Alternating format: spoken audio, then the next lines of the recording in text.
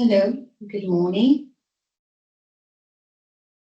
Uh, I would first like to recognize and appreciate that you will be attending today. So, welcome you and saying thanks for participating in the Circular Invest Project Info Day webinar. My name is Patricia Ferreira, and I will be sharing this presentation alongside with my colleague Dora. Fazekas. We are both representatives of Innova, a consultancy company expertise in innovation, R&D projects, and on promoting access to funding. We are situated in Oporto, the north of Portugal, and we are one of the four consortium members of the Circular Invest project. Further details about the project and consortium will be shared during the presentation made by Dora. So after welcoming you all, I will just go to the next slide for a revision of our agenda for today. Sorry, I'm experiencing a technical problem. I can't move the slides. Okay. So today, on our Info Day agenda, we'll be starting to make a presentation about the CircularInvest project and what it is about. After that, we're going to talk a little bit about the selected projects that we have benefiting from CircularInvest so far. And so far, we have selected 7. After this second slot, we'll be talking about the application process on how to apply to our open circle. And we'll finalize with a Q&A session where you can pose your questions after the presentation. Before we start, I would just like to recall on housekeeping rules. So this session will be recorded for further purposes of information and communication, and the recording will be available on our website. If you do not wish to be recorded, you have the option to disable the camera. We would kindly like to ask you and remember you to keep your microphones muted during the session. And for asking questions, please make sure you use the chat on our session. Before we start, I would like to ask your cooperation just to get to know a little bit of the attendance we have participating in this Info Day. We have had 142 registers. So far, I can see that 56 people are attending now. So we would like to ask you to join us in answering 2 quick questions to get to know you a little bit better. So we are using the Slido site for this. And to ask this first question, what type of organization do you represent? We would like to ask you to scan the QR code or go to www.slide.com and insert the code -1587363. And we are hoping to get some of your answers so far.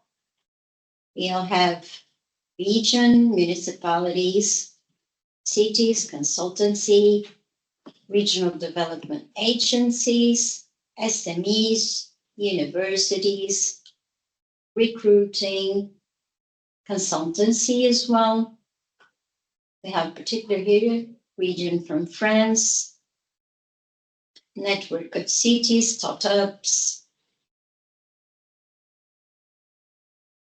We also have some private production companies, retailers, NGOs and research institutes. So we are getting a broader picture of the type of participants that can further apply to CircularInvest.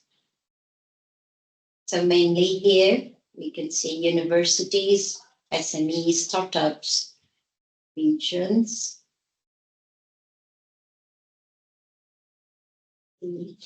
circular economy specialists, education as well, this eco-innovation,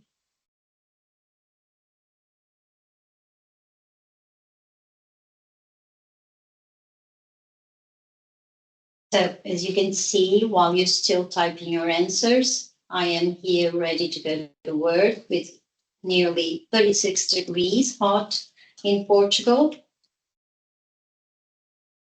And keep going on this, just a few more seconds.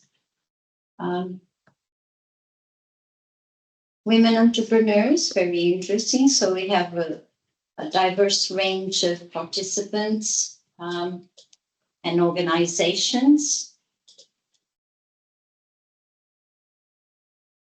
And within, I can see within the scope of the type of organizations that can apply to CircularInvest project.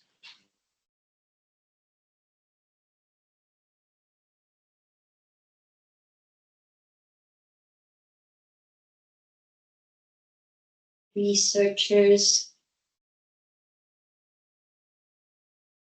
businesses, packaging. So, okay. So we can see, we can have now a vision of the type of participants. I'm going to move forward to the second questions. We now know what type of organizations do you represent, but we also wanted to get a view on the region you come from. So our next question is, where is your organization based? So you can use scan the QR code again or go to slido.com. So we're starting to see here representation of EU regions, also a country outside the EU. We can see North, here Denmark, Ireland as well, Portugal. So we can see representations from North, South.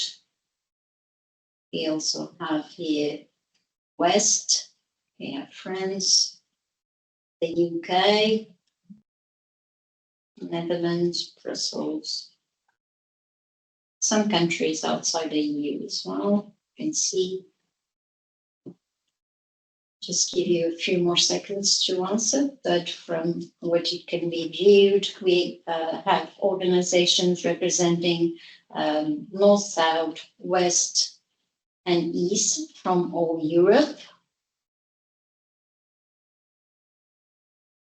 Next.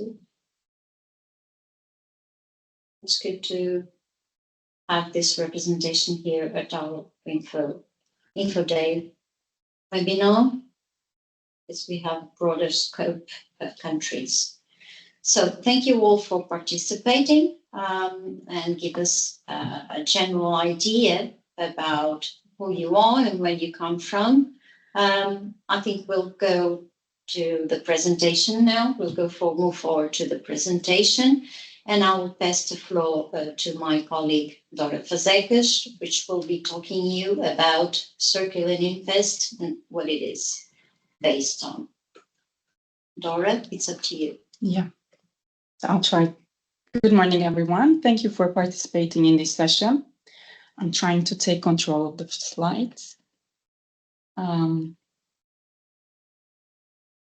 Okay, perfect. So a little bit about CircularInvest. It's a project development assistance initiative that helps local and regional circular economy projects from across Europe to become investment ready and access financial resources. CircularInvest is an initiative that was funded by the Horizon Europe funding program, and it's run by a consortium of 4 organizations. Innova Plus, the coordinating organization, was already presented by my colleague Patricia. There are also other 4 organizations that make up the consortium. Meta Group is an Italian organization focused on exploiting research results. We have an organization in the consortium from the Netherlands called Circular Economy Foundation. It's an organization expert in circular economy, as the name suggests, and ICLEI is a Europe-wide network. So these 4 organizations basically run the CircularInvest initiative.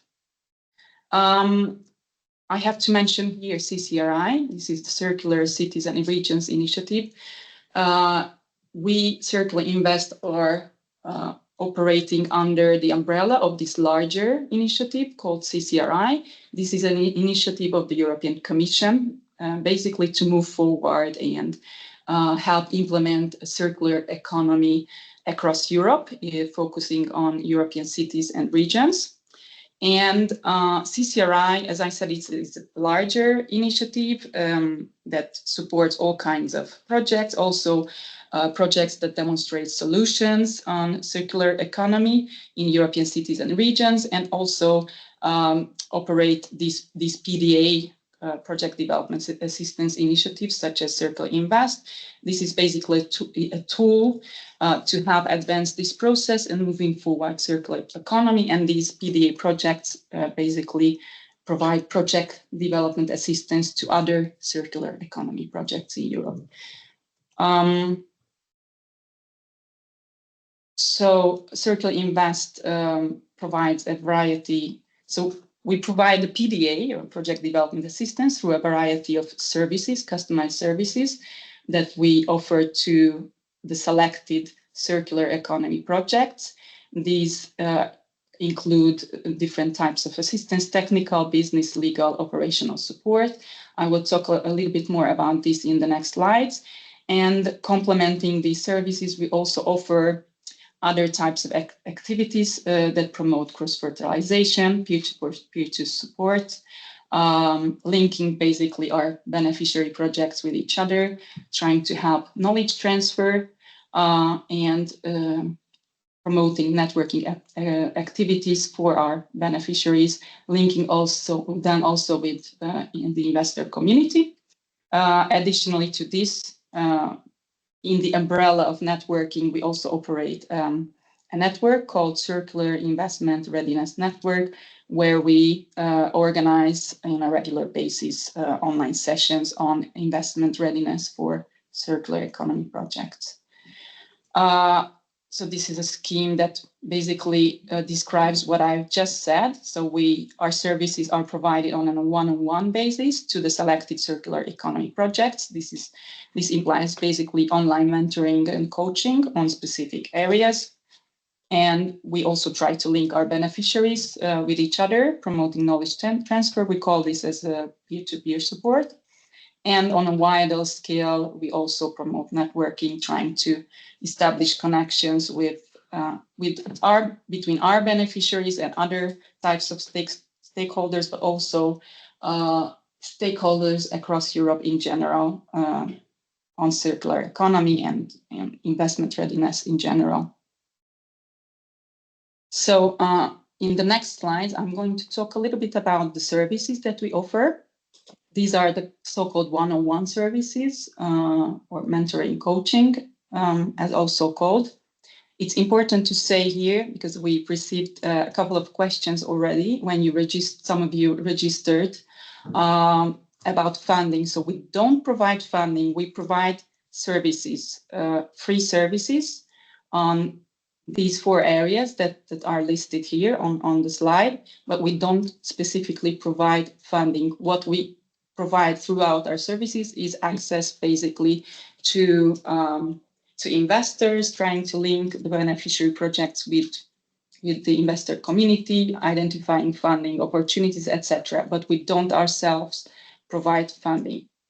So our services are in these 4 areas, 4 big areas, I would say: advancing circular optimization, business planning, fundraising, legal and regulation support. In terms of circularity optimization, so our beneficiary projects are already circular, but we can help basically with optimizing this circularity. Within this group of services, we can help, or we can conduct an assessment of the circularity of the solutions and identify potential areas for improvement, and also develop a monitoring framework to help these circular solutions, to monitor the impact of these circular solutions in terms of environmental, social, and other impacts. We can help with stakeholder mapping, to identify, analyze, and prioritize those stakeholders that we think are important for these beneficiary projects to establish contacts with.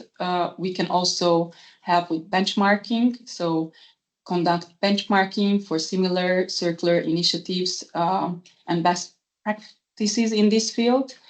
We can also help aligning the projects and informing on different policies. There are two policy initiatives here. They are listed: the EU taxonomy and the Corporate Sustainability Reporting Directive, on which we focus within this group of services. Then there are other areas of support. One is business planning. We're looking for mature projects. We'll talk about this later. So our circular economy projects are more mature, and usually they already have some kind of a business plan. So what we can offer here is to review this and help improve this business plan. There's some areas listed here where we can act, such as help with commercial strategy or fine-tuning the business model for these solutions or the organizations that promote these solutions. We usually do a revision of the unique value proposition for the solutions to make them clearer, more concise, but also help highlight the strength of these solutions as compared to other comparable solutions. We also act on the financial area, so we usually do a financial review, so revising the financial plan of these initiatives and help present the numbers to investors. In terms of fundraising, we can support or can analyze the investor and funding landscape in order to identify the most suitable funding sources for these projects. We can help revise or fine-tune the fundraising plan of these solutions or projects that are supported by us. We can identify, as I said, the most suitable investors and help with the pitch deck, so crafting a compelling presentation that can be presented to the investors. And finally, we have a specific support on legal regulatory matters. It's often a problem navigating in the policy and regulatory landscape. So we can help with this specific support on identifying the applicable regulations, translating these to the projects, identifying potential hurdles, help minimizing project risks, and we can also help with the intellectual property rights aspects and develop an IP strategy for these solutions. So these are the types of services that we can provide to the projects that apply for our services and then that are selected for receiving these services. Often this is a portfolio that we can offer, but often we have to customize this towards the needs of our beneficiaries. A lot of the projects need a specific support within these areas. They don't need this whole list of services, but they just need to fine-tune some aspects or some others. So it's always sort of customized towards the needs. So far, so CircularInvest initiated in 2022 at the end of the year, and we launched open calls. My colleague Patricia will talk about this later, to receive applications from interested circular economy project promoters to receive our services. In these two open calls, we selected 7 projects that I'm going to present very briefly in the next slides. All right, so in the first round, we we selected 3 projects. The first one is a project from Norway called Food Waste to Omega-3. This is basically a solution to convert food waste into a sustainable source of omega-3. This is then used for the fermentation industry and for aquaculture. This project, as the others is receiving services from us right now. OptiFood is another one from Slovenia. It's a B2B digital marketplace for the supply and demand of surplus food. So this is basically exchanging of food products before their expiry date in order to reduce food waste as well. Another initiative is from Romania. It's called Renew Life Cycle. Under these projects, 2 platforms are operated. One is a B2B, another one is a B2C platform. Both have the objective of extending electronic device life cycles. So these were the initiatives that were selected in the first call for applications. And in the second round, we selected 4 for promotion. Surlab is a company from France. It operates in the construction sector.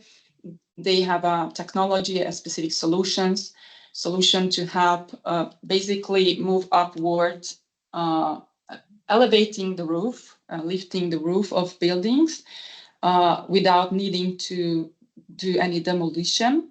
It's relevant when there is a need to basically build another floor, for example, in a house, and without there is no need to do demolition of the roof. The technology helps lift the roof itself, and it's a very quick process. Another initiative is from Germany, Look, from the textile sector. So it's also a digital platform, B2C, linking businesses and consumers. It's a city-based project, basically trying to connect consumers with businesses to help repair, redesign, alter old clothes or other textile products. Recharge is an initiative from Slovenia. It's related to the recovery of discarded lithium-ion batteries, so reusing these batteries. And the last one on this list is another project from Germany called the Ocean Package. And it offers basically sustainable packaging in the e-commerce sector. So reusable multi-use packaging solutions. So these are the initiatives that we are currently supporting. All of them are promoted by startups. It doesn't mean that we only support startups. We're going to talk about the different organization types that are eligible for receiving support from us. And finally, so these projects receive, all of them, the one-to-one support that I mentioned, these online mentoring and coaching sessions in all of these areas that I mentioned before. They also benefit from this peer-to-peer support that I explained before, with access to relevant circular economy and business experts. As I mentioned, we do all of this online, but we are also planning some face-to-face encounters in the next months. In terms of the one-on-one support that we offer, it's not an extensive program, so it's our support. It consists more or less of 15 to 25 expert days of free support to our beneficiaries, and complementing all these one-on-one sessions. For example, in the past months, we organized also a pitch academy for our beneficiaries, helping them to prepare and fine-tune their pitch decks and rehearse their pitches for an e-pitch event that we also organized afterwards in June with the 40 investors. It was an opportunity for our startups to present their solutions to this community, trying to create linkages between the beneficiaries and these investors. We are planning, as I said, a face-to-face event, also a larger pitch event within a conference or festival, where we are going to take all of our beneficiaries to have the same opportunity, but presenting themselves to a larger investor community. So this is, I think, my last slide. There is a Q&A session at the end where you can we can answer your questions if you have any. So I'm going to pass the floor to Patricia to talk about the application process and our third call, which is open right now.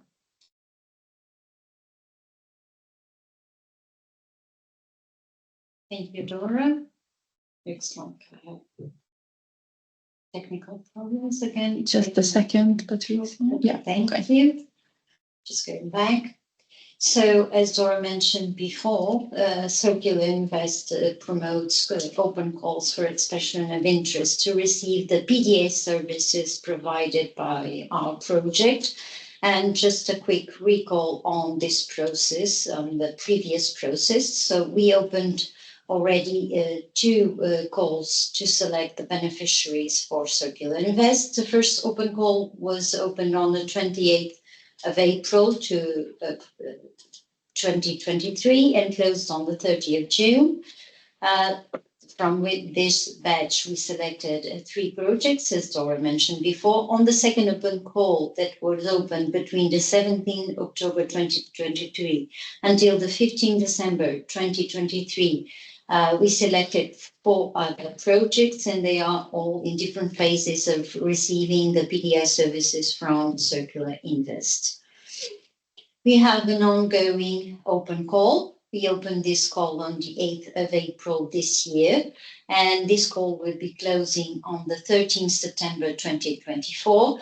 And to get further details or to access the information about this call, you should access our website, www.circularinvest.eu, on the tab Applications, where you'll find further details of the requirements for this open call, inclusively the call for your expression of interest and the fact section with some questions that might help you through the process.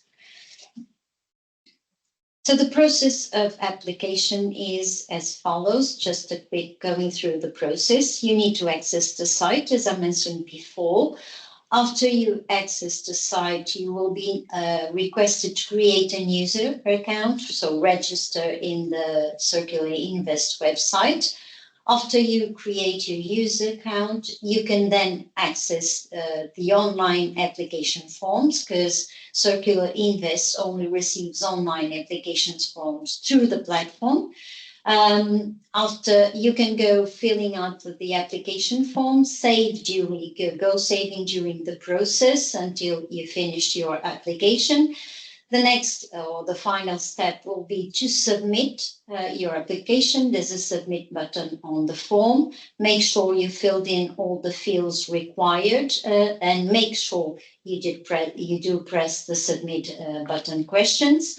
After this, you will be sent notification about the final results in a process that I will explain next. So the first process of screening of the submitted applications will be the eligibility criteria evaluation. So we have defined 7 eligibility criteria.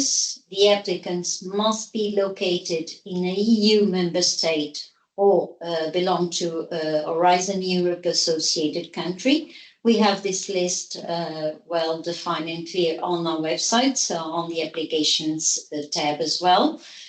Applicants also will be needing to comply, the projects will be needing to comply with the EU Circular Economy Classification System. as well as the EU Circular Economy Action Plan sectors of interest. You'll be asked to identify in your application how do you comply with both these two regulatory documents. The applicants need to prove their project will be having a subnational coverage, regional or local. This is a very important question for the evaluation of the application. So make sure you do clearly identify where your project will be implemented. The total investment amount requested by the projects falls in between 1 million minimum and 20 million max, meaning the total amount for implementing your project and asking for finance will have to be in this range. You will also be needing to state the commitment, if selected, on the project's activities, and there's a specific part of the application form to do so, and all the applications must be submitted in English language. The kinds of entities, we've come through this in the first slide of presentations, the kind of entities that we are targeting and that can apply for CircularInvest projects can be SMEs or startups and corporates. We can accommodate also projects from local municipalities or regional government entities, from utility companies like waste and water management companies, also intermunicipal management services, universities and research centers, environmental technology R&D organizations, non-profit organizations, or consortia of all the above. So you can apply solely or you can apply in a consortium. And all these kinds of entities can submit projects to CircularInvest. Who are these services tailored for? As Dora mentioned before, we are looking for projects that are already developed a sort of mature idea of what they aim to do, and they had some sort of testing before. So CircularInvest services, being a project development assistance, are mainly tailored or fit for projects who are within a sufficient level of maturity and offer a minimum viable product or service, or a scalable prototype and to TRL level of 6 or higher. And that adopt a clear business and financial model. If your project is still on the initial phase of conceiving the idea, but you still don't have enough planning on your project, then probably you will need to develop the idea a little bit more and to apply for a future call for EOI. So the projects need to demonstrate their economic potential. They should also be innovative comparing to other solutions in the market, providing unique benefits or advantages as compared to the existing alternatives. And they must be able to prove a generation of impacts, positive impacts, and we will evaluate 3 types of impacts: the environmental, the economic, and the social impact of the project in one or more eligible CircularInvest territories. This is related to subnational, local, or regional dimension, which will be asking for you to indicate in your application form. The application form is composed by 6 sections. First one regards general information about the project that you are presenting on your application. The second section will be referring to the project impact, and here you'll be needing to provide information about the expected or generated impacts of your project, as I mentioned on the 3 levels before. The third section regards the consortium, and you will need to identify the governance system, be clear which are the roles, how the governances will be implemented, if you do have or not, institutional support, so provide information on this or consortium organization. Section 4 will be for presenting the business proposition, and in here, the more detailed, objective, and concise the information you can provide, the better it is for us to evaluate the project. You'll have to present your unique value proposition, your business plan, your roadmap, KPIs, and milestones whatsoever regarding the business plan of your proposition. Section 5, the investment proposal. Here you'll need to provide information on financial resources you will need to implement your circular solution, indicating clear where the investment will be distributed and how, which types and amounts of investment you'll be needing for your solution. Section 6 refers to the support needed from CircularInvest. As Dora mentioned, we have a set of predefined CircularInvest projects, PDAs, but we will tailor the solution. You'll be needing to identify which ones you think will have best your proposal at this phase for your application, and you'll have a list of services to identify in the application form. And I'll give it back to you, Dora, now. Okay, thank you, Patricia. All right, if you have any questions to ask, please do type this in the chat. I think we received a couple already. And we also received some questions in the registration phase from some of you. We copied all those that we think that we have not responded throughout the slides. So there were a lot of questions about funding, and I think we clarified that, so we didn't copy these questions onto this slide because we don't provide funding. So there were questions on, I don't know, on specific aspects on the funding that we provide, but as we don't provide that, and we've clarified that, we didn't copy these questions into the slide. There is a question on whether a company in this specific case needs to be registered to apply for our services. Yes, so the application should be received from legal entities, not natural persons. It's also important for, there is an agreement that we sign between ourselves and the beneficiaries to proceed with the services. And so first it needs to be signed by a legal entity to commit the entity to the services, or the consortium if there is a consortium behind.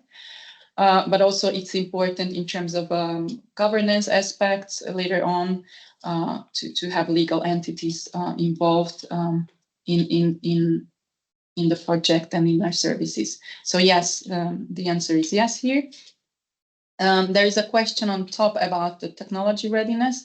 I think Patricia answered that. First, we were a little bit hesitant in terms of defining technology readiness level, so we didn't do that for the first call. Then we decided to define a minimum level, which is 6 years. For the second one, we were aiming for more mature projects. As I said, our services are not too long, so these are short services, and we would like to also link these solutions and solution owners with investors, and for that we need to find more or less projects that have some sufficient level of maturity. There's a question on methodology and metrics that we interpreted as the evaluation. So what metrics do we use for the evaluation of the projects and applications that we receive? So just a little bit about the process. There is an eligibility check at the beginning. Patricia also already listed the eligibility criteria. These criteria can also be found on our website. And if the projects pass the eligibility check, then they are evaluated in 2 phases. The first one is an internal evaluation. The second one is a an external evaluation, I would say. There is an independent selection committee that also have a say, a board composed by 3 members external to our consortium. And then there is a consensus meeting deciding on the selection of the project. Here, the Commission, European Commission also has a say.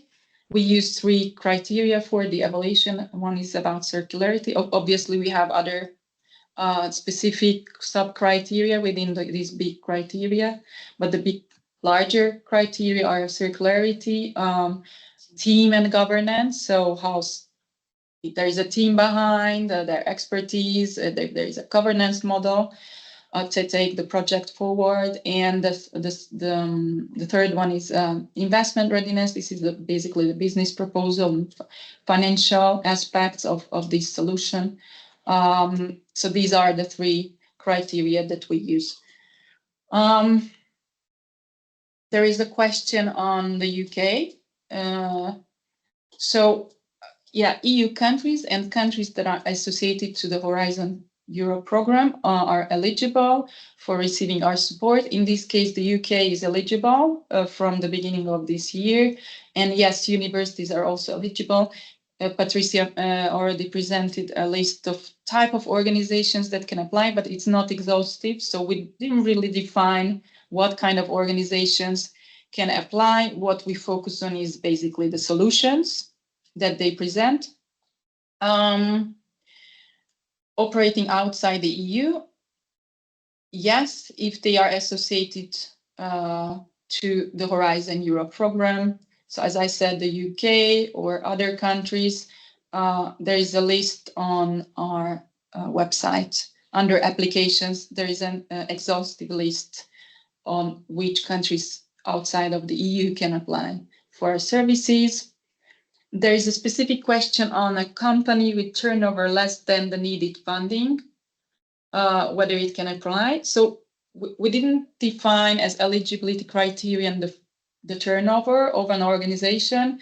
What we focus on is how much investment, so the investment amount that they are seeking. So what is the investment that they are seeking to proceed with their project and further their solution. And we defined as a minimum 1 million euro of funding sought by these projects. Initially, we received a lot of projects, very small ones, but then we decided to set a minimum limit of funding sought, which is 1 million euros, but we don't look at turnovers and so these aspects of an organization. There is a very specific question, the last one here. Examples of successful models of partnerships where startups and local governments have worked together. I was trying to look a little bit at our beneficiary projects and how they do this. There is not one model for this. I saw that in one of our projects, there is it's not the municipality, but can be linked to the municipality. Waste management company is a shareholder in one of the beneficiary organizations. We have 2 organizations that are part of the Circular Berlin network. This is a citywide network.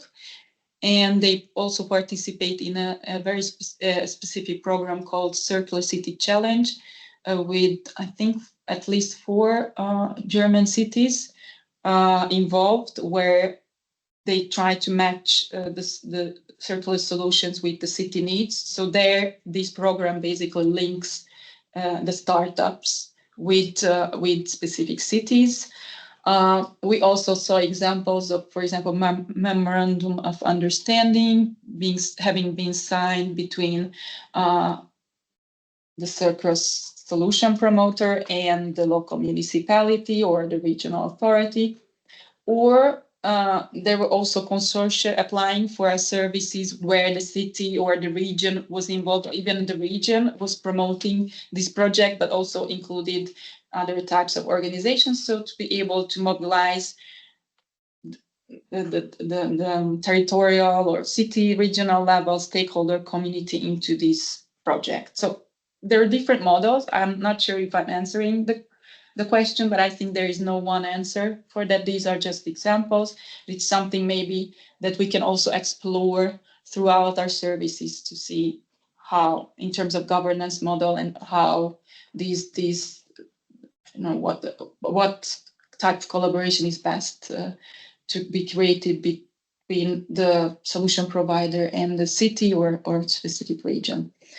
I don't know if I will need to move to the other slide, maybe. I don't know if there are questions from the audience. I need to request just a second.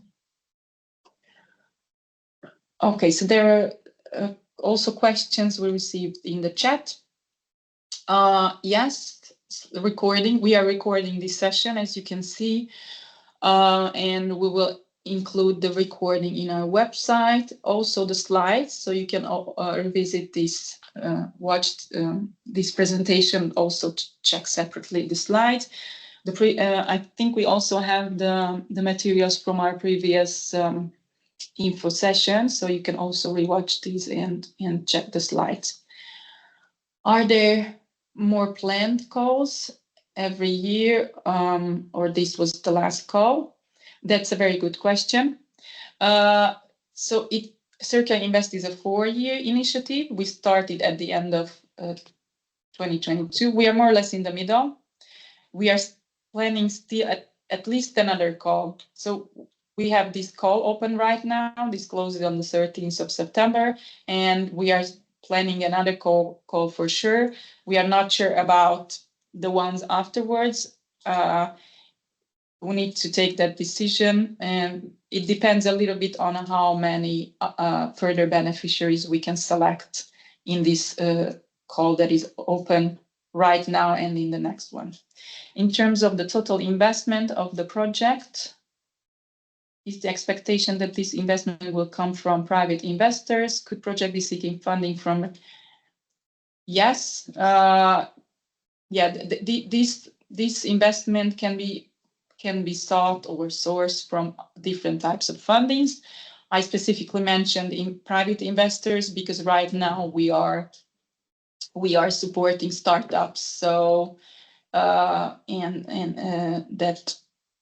can benefit well from, in this case, from private investors, but it doesn't have to be private investment or private investor uniquely as a source.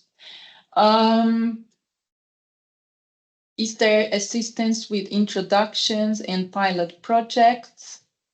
We don't specifically provide technical assistance to pilot projects, if that is the question about.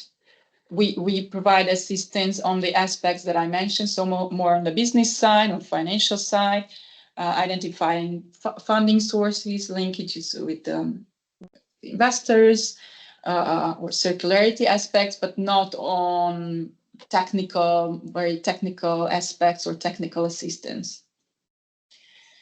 What is the current success rate of projects obtaining the level of investment that they have the detail in their application? We started providing our services at the beginning of this year, so it's a little bit early to answer to that. I would love to answer to that question, but it's a little bit early. We are trying to create these linkages with investors, but we are in a too early phase to get you specific results at the moment. I don't know if there are other questions. Other funds to level up the tech. Let me check if I answer everything. Recording, planned calls, investments. Are there other funds to level up the tech? I'm not sure about the question. Yeah. We can look at different funding sources if that is the question about. I don't know if. Would you like to specify the question in written, or maybe we can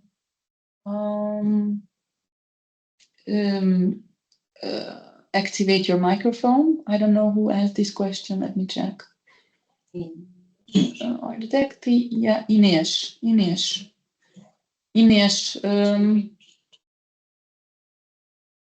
Would you like to ask this question verbally?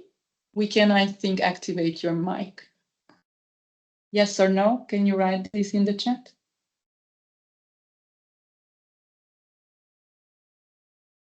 Yeah, so we expect that if we're talking about technology readiness, that the projects already present, the solutions already present this technology readiness at the application phase.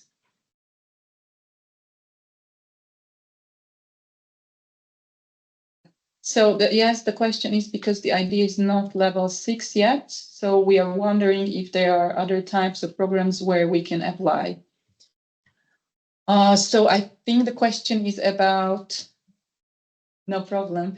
So the question is about whether there are other programs that can support solutions that don't have the TRR level 6.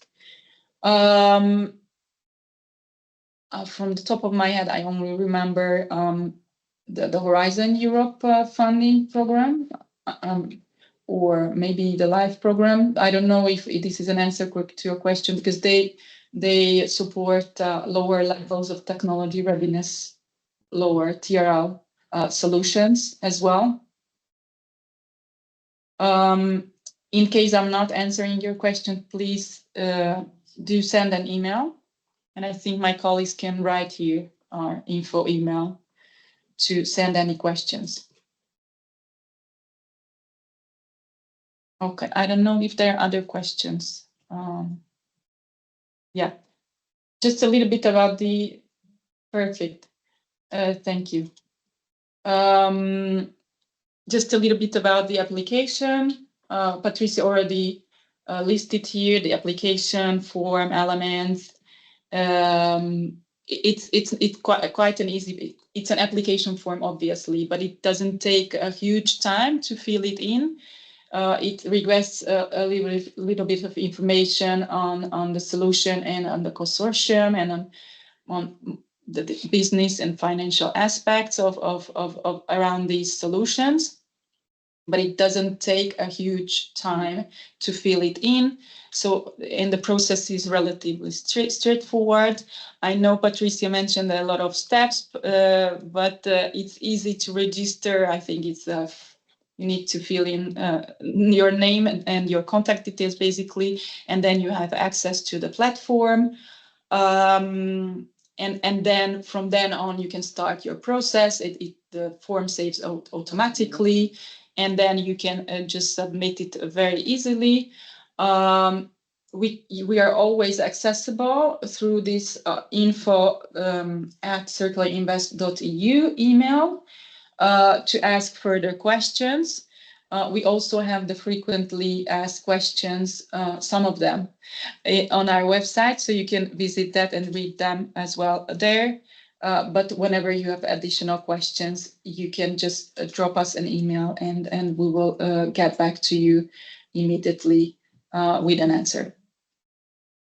I don't know if there are any other questions. In the meantime, I don't see any more. Okay. So the impact, there is one question here. Yes. The impact and ecosystem should be local, but sourcing for funds would be hub sourced internationally. Yes, we can look at different funding sources, especially from Europe, for the solutions. Yes, we are looking for solutions that have local regional impact in eligible countries. We do this because our PDA initiative is, as I mentioned, is supported or operated under the CCRI larger umbrella initiative, and this is about circular cities and regions.